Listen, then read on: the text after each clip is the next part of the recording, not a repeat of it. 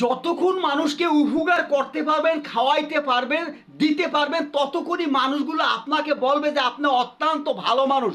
যখন আপনি দিতে পারবেন না, যখন আপনার দেয়ালের সাথে পিঠ থেকে যাবে, তখন কলম ওই মানুষগুলো যাদেরকে উপকার করেছিলেন তারা কলম আপনার পাশে থাকবে না। পাশে থাকবে আপনার পাশে যাদেরকে চেনেন না, যাদেরকে জানেন না, তারাই আপনার পাশে থাকবে।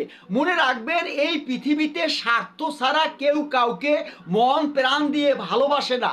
নিজের গর্ভধারণী জন্মদাতা পিতা মাতা বলেন, ভাই বলেন, ফুবু বলেন, আত্মীয় স্বজন বলেন, যখন আপনি বিপদে পড়বেন তিলে তিলে তারা আস্তে আস্তে আপনার কাছ থেকে কেটে পড়বে।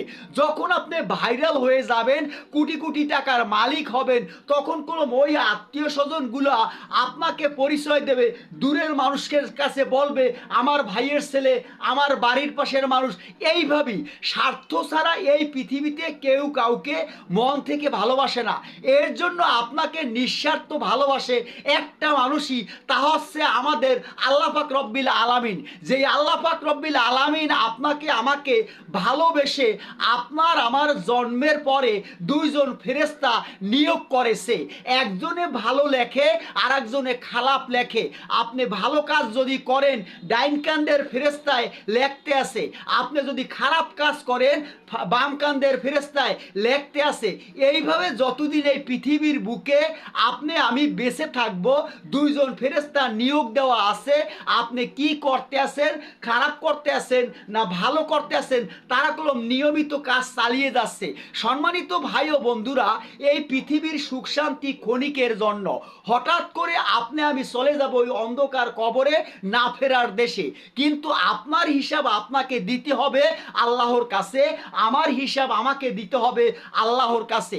মৃত্যুর পরে প্রতিটা মানুষকে আবার পুনরায় জীবিত করা হবে ওই অন্ধকার কবরে। কবরে জীবিত করার পরে ফেরেশতায় জিজ্ঞাসা করবে, মান রাব্বুকা, মান দিনুকা, মান নাবিউকা। এই তিনটা প্রশ্নের উত্তর আপনি এই পৃথিবীর বুকে যতই মুখস্থ করে যান সব কিছু ভুলে যাবেন। যদি আপনার এই ইমান যদি মজবুত থাকে, তাহলে আপনি না জানলেও আপনি এটার জবাব দিতে পারবেন আল্লাহর তরফ থেকে।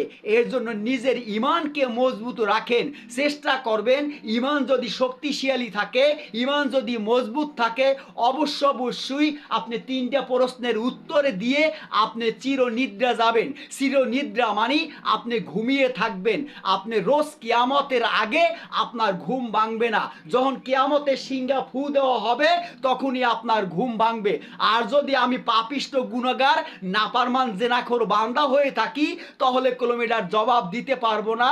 কবরের মাটি এপাশের মাটি এপাশে চাপ দিয়ে আপনার আমার আড্ডি ছিন্ন বিচ্ছিন্ন করবে, সাপে খাবে, বিশ্বয় খাবে।